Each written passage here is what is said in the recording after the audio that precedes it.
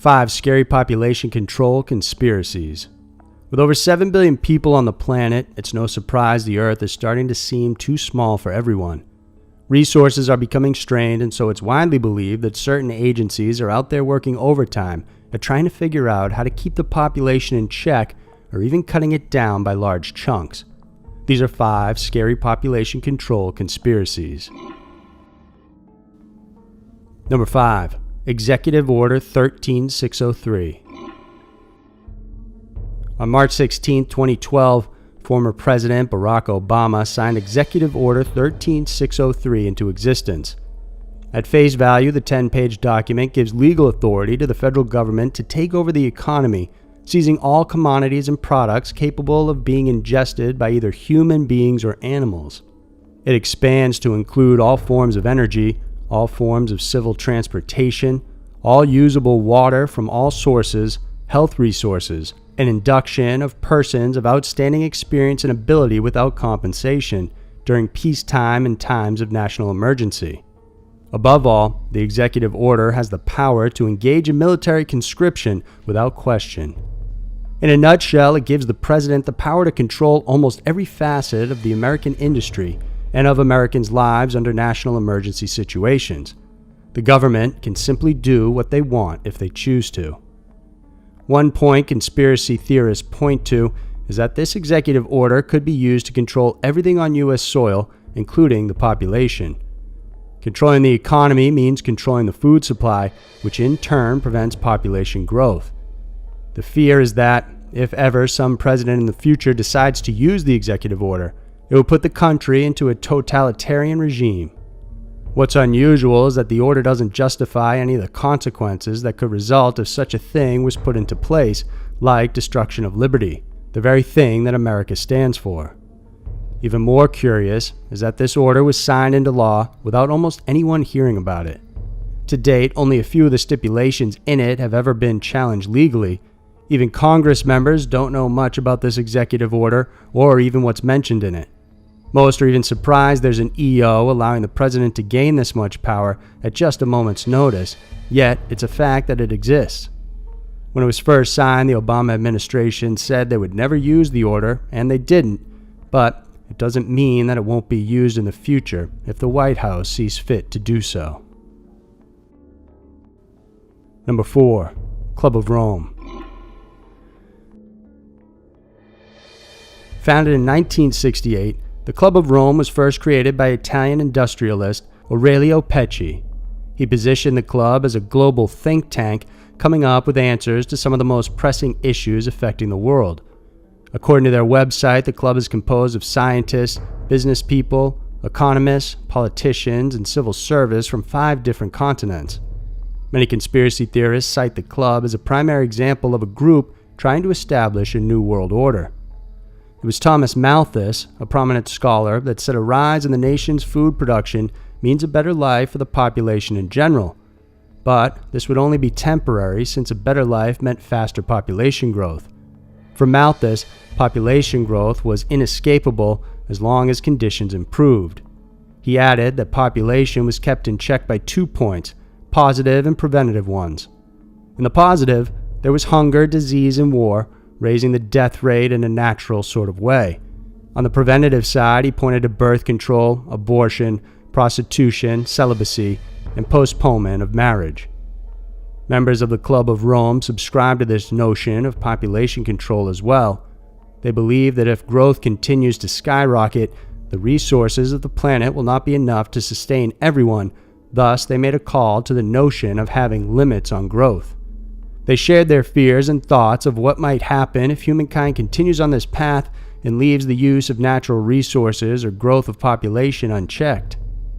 Members of the club, Queen Beatrix of the Netherlands and Mikhail Gorbachev, believe humankind needs a common motivation or adversary to create a world government. They came up with the idea that pollution, the threat of global warming, water shortages, famine, and the like would fit the bill. But then they go on to add that the dangers are caused by human intervention, and it is only through changed attitudes and behaviors that they can be overcome. The real enemy, then, is humanity itself. With this train of thought, many think that the club is using issues like climate change, pollution, food shortages, and the like to curb down the amount of people in the world. One thing theorists point to is the fact that foreign aid has significantly decreased over time, showing the selfishness of most of the richer countries of the world. It's the 20% of the richest populations in the world that consume more than 80% of the world's services and goods, including more than half of the world's energy and food. At its core, they see cutting down population as a means to an end. The Club of Rome points out that in the process of fighting against the common enemy, then democracy will be called into question. It will be held responsible for being the reason for a problematic economy, scarcity, and other uncertainties. This could be brought into question and will pave the way for the seizure of power by those with the said intention. Many believe this plan of action is happening right at this very moment and is being applied to our daily lives even without us realizing it. Number 3. Eugenics. For many, the topic of eugenics is old world, but eugenics is a movement that is more prominent today than it has ever been before. Eugenics is aimed at improving the genetic composition of the human race as a whole, and in the good old days, eugenicists promoted the idea of selective breeding in order to achieve this. But nowadays, modern technology is making it easier and even possible to transform and change a person's genetic material without much trouble at all, making it all the more tempting for it to happen. Historically, this idea was first used by Charles Darwin's cousin, Sir Francis Galton, in 1883. He believed selectively breeding people who possess desired traits would be the way of the future. Galton based this on the study of the British upper class, where he concluded the elite position they gained was essentially caused by their genetic makeup. Although Britain never followed through with Galton's idea of selection, many countries took the concept to unusual realms. In the United States, instead of focusing on getting the desirable traits, the eugenicists there focus on stopping the transmission of undesirable traits from one generation to the next. More and more private citizens, U.S. leaders, and large corporations funded studies revolving around eugenics. This led to the creation of the ERO, or Eugenics Record Office, in 1911 in New York. The group tracked families and their history and came up with the result that people with unfit traits often came from people who were poor, immigrants, minorities, and of low social standings. Perhaps one stark example of applying eugenics can be seen with Hitler and the Nazis. One thing not well known is that Hitler's idea of a blonde and blue-eyed master race was never thoroughly his own creation, but in fact was inspired by the United States. In 1924, while Hitler was incarcerated and writing Mein Kampf, he quoted a lot of American eugenicists, showcasing his thorough knowledge about the subject. Hitler states in Mein Kampf, "I have studied with great interest the laws of several American states concerning prevention of reproduction by people whose progeny would, in all probability, be of no value or be injurious to the racial stock." When Hitler came into power, he put his plan of eugenics into action and began sterilizing thousands of Germans. By 1934, Germany was sterilizing people at a rate of 5,000 per month. By the 1940s, people whose conditions were deemed undesirable were then systematically gassed. These included people who were manic depressive, deaf, schizophrenic, alcoholic, blind, had physical disabilities, had epilepsy, or were autistic. Hitler also believed Jews were racially inferior, thus he began his crusade against them as well. Today, the idea of eugenics is so ingrained in our system that most people don't even see it. This type of selective breeding is believed to be in use by the elite as they marry those who are within their circle. Meanwhile, the general public are sterilized through chemicals, toxins, drugs, and processed food. For conspiracy theorists, the effects of eugenics can be seen everywhere. In food, people like Mike Adams from Natural News say much of what we consume and is available out there is poisoned, meaning they contain chemicals that shouldn't be in there in the first place because they add no nutritional value at all. The toxic formulations are created to instigate organ damage, cause cancer, and infertility. Then there's GMOs. Monsanto is the largest producers of genetically modified products. Oddly enough, in their own canteen headquarters, GMO employees have demanded that no GMO-enhanced food should be served, most likely because they know how dangerous these food items can be. And yet, GMO foods are never labeled or differentiated for the ordinary consumer. Then there's the issue of big pharmaceutical companies preventing alternative medications from getting into the market for fear it would overtake their shares. The Food and Drug Administration is said to be serving as a gatekeeper against alternative medication, mostly preventing companies like this from even having the capacity to sell their product at all. It's also possible they want to ensure that they control exactly what chemicals the general public is taking in. Eugenics is already thoroughly ingrained in our system, it appears. People grocery shop and take all the medications their doctors tell them to the point where many people don't even question it anymore. Number 2. Fluoride.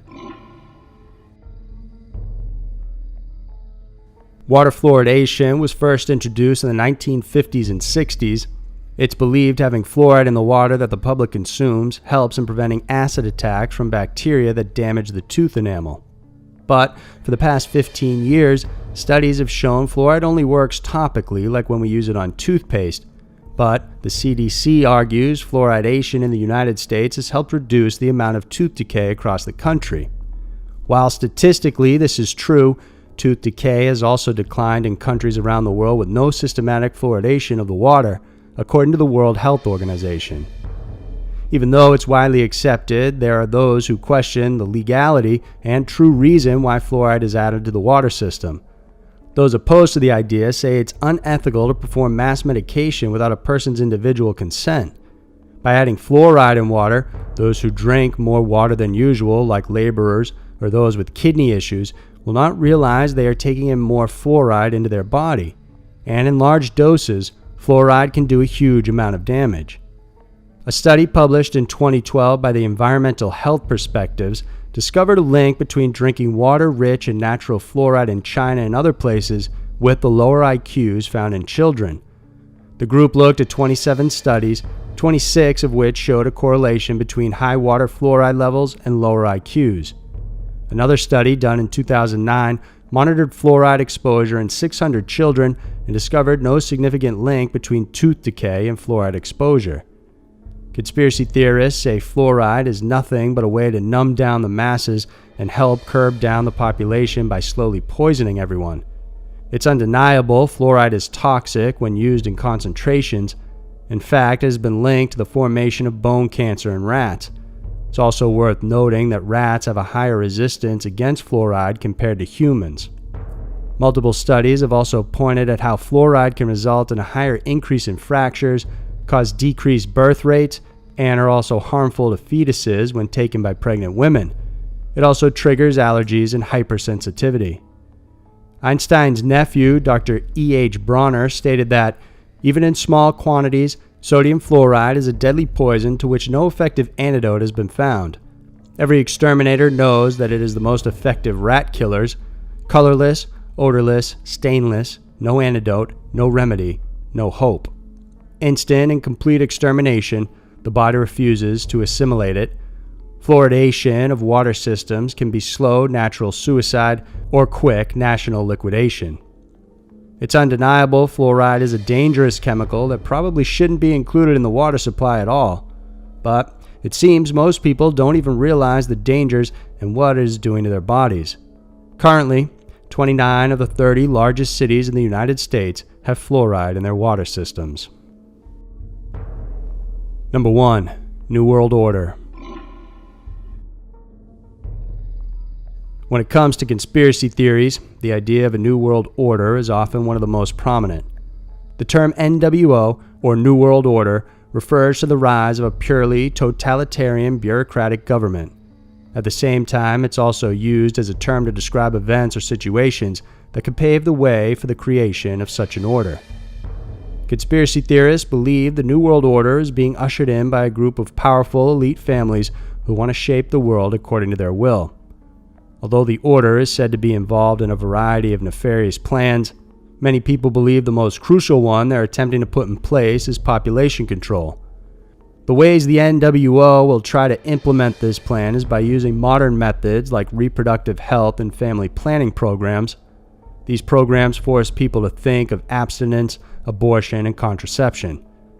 At its most extreme, it's said they're ready to cause genocides and unnecessary wars just to curb down the population. This would also include plagues using new viruses, tainted vaccines, and causing environmental disasters. Some even say the Codex Alimentarius, an international guideline of food safety and other recommendations regarding food production and handling, is also said to be another tool used by the order to curb population growth. It's suggested that the New World Order is attempting to bring down the world's population of 6 to 7 billion to just 2 billion in order for the human race to survive. These survivors would only be consisted of the best, scientists, politicians, engineers, or part of the elite that are deemed to carry the best traits. For most conspiracy theorists, the establishment and goals of the New World Order undermines the basic freedom of the people. But while most are still on the lookout for the rise of such groups, others say they're already here and have already put their plan into action without any of us even knowing it. So there were 5 scary population control conspiracies. The idea of some group trying to control human population growth from the shadows seems like a dystopian science fiction film set in the far future.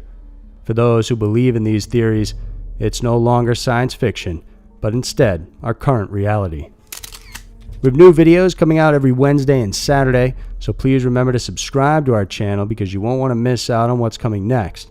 Thanks for watching, and we'll see you soon.